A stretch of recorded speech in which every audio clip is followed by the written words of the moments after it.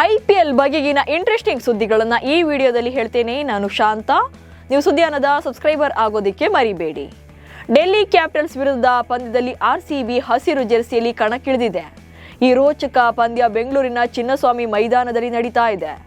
ಎರಡೂ ತಂಡಗಳ ನಡುವೆ ಬಿಗ್ ಫೈಟ್ ಆಗ್ತಿದೆ. ತವರು ನೆಲದಲ್ಲಿ ಅಜೇಯವಾಗಿ ಉಳಿದಿರುವಂತ RCB ಇವತ್ತು ಕೂಡ ಗೆಲುವಿಗಾಗಿ ಹೋರಾಡ್ತಿದೆ. ಮತ್ತೊಂದು ಕಡೆ ಅಕ್ಷರ್ ಪಟೇಲ್ ನಾಯಕತ್ವದ ಡೆಲ್ಲಿ ಕ್ಯಾಪಿಟಲ್ಸ್ ಕೂಡ ಬಲಿಷ್ಠವಾಗಿದೆ. ಸತತ 2 ಪಂದ್ಯವನ್ನ ಸೋತಿರೋದ್ರಿಂದ ಈ ಪಂದ್ಯ ಅವರಿಗೆ ತುಂಬಾನೇ ಮುಖ್ಯವಾಗುತ್ತೆ. ಇನ್ನು ಈ ಪಂದ್ಯ ಕನ್ನಡಿಗರ ಪಾಲಿಗೆ ದತ್ತು ಪುತ್ರ ಕೊಹ್ಲಿ ವರ್ಸಸ್ ಮನೆ ಮಗ ರಾಹುಲ್ ಎನ್ನುವಂತಾಗಿದೆ.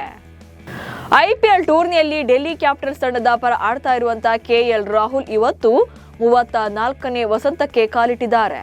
ತಮ್ಮ ಹುಟ್ಟಿದ ಹಬ್ಬದಂದೇ RCB ವಿರುದ್ಧ ತವರು ಮೈದಾನದಲ್ಲಿ ಪಂದ್ಯ ಆಡ್ತಿದ್ದಾರೆ. ತಾವು ಆಡಿ ಬೆಳೆದ ಚಿನ್ನಸ್ವಾಮಿ ಕ್ರೀಡಾಂಗಣದಲ್ಲಿ ಪಂದ್ಯ ನಡೀತಾ ಇರೋ ಕಾರಣ ಈ ಪಂದ್ಯ ಅವರಿಗೆ ಸ್ಪೆಷಲ್ ಆಗಲಿದೆ. KKR ತಂಡದ ಆಲ್ರೌಂಡರ್ ಕ್ಯಾಮರೂನ್ ಗ್ರೀನ್ ಅವರು ಹೊಡೆದ ಸಿಕ್ಸರ್ ಮೈದಾನದಲ್ಲಿ ನಿಲ್ಲಿಸಿದ ಟಾಟಾ ಸಿಯಾರಾ ಕಾರಿನ ಮೇಲೆ ಬಿದ್ದಿತ್ತು. ಕಾರಿನ ಮುಂಭಾಗದ ಎಡ ಬಾಗಿಲಿನಲ್ಲಿ ಡೆಂಟ್ ಉಂಟಾಗಿದೆ. ಟಾಟಾ ಕಂಪನಿ ಬ್ಯಾಟರ್ಗಳು ಹೊಡೆಯುವಂತ ಚೆಂಡು ನೇರವಾಗಿ ಕಾರಿಗೆ ಬಡಿದ್ರೆ ತಳಮಟ್ಟದ ಕ್ರಿಕೆಟ್ ಅಭಿವೃದ್ಧಿಗಾಗಿ 5 ಲಕ್ಷ ರೂಪಾಯಿಗಳ ದೇಣಿಗೆಯನ್ನು ನೀಡೋದಾಗಿ ತಿಳಿಸಿದೆ. ಸನ್ ರೈಸರ್ಸ್ ಹೈದರಾಬಾದ್ ತಂಡಕ್ಕೆ 2 ವಿದೇಶಿ ಆಟಗಾರರು ಎಂಟ್ರಿ ಕೊಟ್ಟಿದ್ದಾರೆ. SRH ತಂಡದಲ್ಲಿದ್ದಂಥ ಇಂಗ್ಲೆಂಡ್ ವೇಗಿ ಡೇವಿಡ್ ಪೇನ್ ಗಾಯಗೊಂಡು ಟೂರ್ನಿಯಿಂದ ಹೊರಬಿದ್ದಿದ್ದಾರೆ. ಅವರ ಬದಲಿಗೆ ಸೌತ್ ಆಫ್ರಿಕಾದ ವೇಗದ ಬೌಲರ್ ಜೆರಾಲ್ಡ್ ಕೋಡ್ಜಿ ಅವರನ್ನು ಆಯ್ಕೆ ಮಾಡಲಾಗಿದೆ. ಹಾಗೆ ಗಾಯಗೊಂಡು ಟೂರ್ನಿಯಿಂದ ಹೊರಬಿದ್ದಿರುವ ಇಂಗ್ಲೆಂಡ್ ಆಲ್ರೌಂಡರ್ ಬ್ರೈಡನ್ ಕಾರ್ಸ್ ಅವರ ಬದಲಿಗೆ ಸನ್ ರೈಸರ್ಸ್ ಹೈದರಾಬಾದ್ ಫ್ರಾಂಚೈಸಿ ಶ್ರೀಲಂಕಾ ವೇಗಿ ದಿಲ್ಶನ್ ಮಧುಶಂಕ ಅವರನ್ನು ಆಯ್ಕೆ ಮಾಡಿದೆ.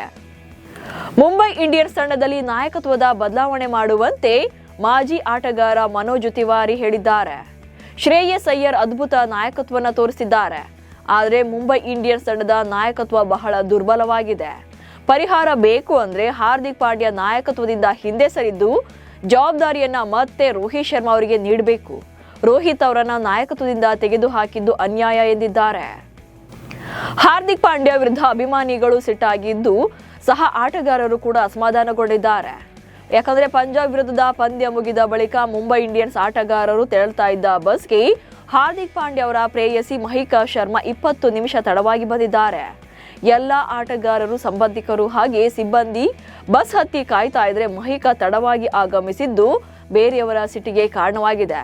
ಇನ್ನು ಬಸ್ನಲ್ಲಿ ಕುಳಿತಿದ್ದ ಹಾರ್ದಿಕ್ ಪಾಂಡ್ಯ ಕ್ಯಾಮೆರಾಗೆ ಮುಖ ತೋರಿಸದೆ ತಲೆ ಕೆಳಗೆ ಮಾಡಿದ್ರು. ಇಂದು ನಡೆಯಲಿರುವಂತಹ 2ನೇ ಪಂದ್ಯದಲ್ಲಿ SRH ಮತ್ತು CSK ಮುಖಾಮುಖಿಯಾಗಲಿವೆ. ಈ ಮ್ಯಾಚ್ ಅಲ್ಲಿ MS ಧೋನಿ ಕಣಕ್ಕಿಳಿಯುವಂತಹ ಚಾನ್ಸಸ್ ಇದೆ. ಕಾಲು ನೋವಿನಿಂದ ಚೇತರಿಸಿಕೊಳ್ತಾ ಇರುವಂತಹ ಧೋನಿ ಈ ವರ್ಷ CSK ಆಡಿರುವಂತ ಮೊದಲ 5 ಪಂದ್ಯಗಳಿಂದ ದೂರ ಉಳಿದಿದ್ರು. ಆದರೆ ಇಂದಿನ ಪಂದ್ಯದಲ್ಲಿ ಹೈದರಾಬಾದ್ ವಿರುದ್ಧ ಧೋನಿ ಕಣಕ್ಕಿಳಿಯುವಂತಹ ಚಾನ್ಸಸ್ ಇದೆ. 2026ರ IPL ಸೀಸನ್ ಅಲ್ಲಿ KKR ಕಳಪೆ ಪ್ರದರ್ಶನ ಮುಂದುವರೆದಿದೆ. ಈ ಸೀಸನ್ ಅಲ್ಲಿ 6 ಪಂದ್ಯಗಳನ್ನು ಆಡಿರುವಂತಹ KKR 5 ಪಂದ್ಯಗಳನ್ನು ಸೋತಿದೆ. ಇನ್ನು 1 ಪಂದ್ಯ ಮಳೆ ಕಾರಣದಿಂದಾಗಿ ರದ್ದಾಗಿ 1 ಅಂಕ ಸಿಕ್ಕಿದೆ. ಈ ಮೂಲಕ ಮೊದಲ 6 ಪಂದ್ಯಗಳಲ್ಲಿ ಒಂದೇ ಒಂದು ಗೆಲುವು ದಾಖಲು ಮಾಡದಂತ ತಂಡಗಳ ಪಟ್ಟಿಯಲ್ಲಿ Mumbai Indians, Deccan chargers, Delhi capitals ಹಾಗೆ ರಾಯಲ್ ಚಾಲೆಂಜರ್ಸ್ ಬೆಂಗಳೂರು ತಂಡಗಳ ಜೊತೆ KKR ಕೂಡ ಸೇರಿದೆ. ಟೀಂ ಇಂಡಿಯಾ ಆಟಗಾರ್ತಿ ಸ್ಮೃತಿ ಮಂದನ T20 ಅಂತಾರಾಷ್ಟ್ರೀಯ ಕ್ರಿಕೆಟ್ನಲ್ಲಿ ಹೊಸ ಇತಿಹಾಸ ನಿರ್ಮಿಸಿದ್ದಾರೆ.